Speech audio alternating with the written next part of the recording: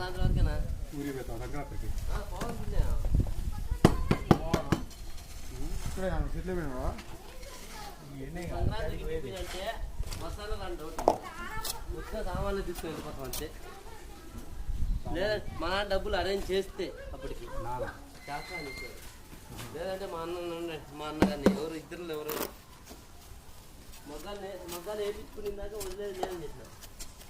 నేను చేయలేదు కష్టం అని చెప్పి బయట 10,000 15,000 పని చేయలేదని చెప్పిన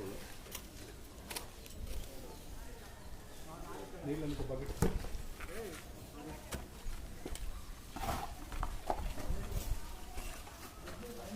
అలవాటు ఎట్లా వచ్చిందంటే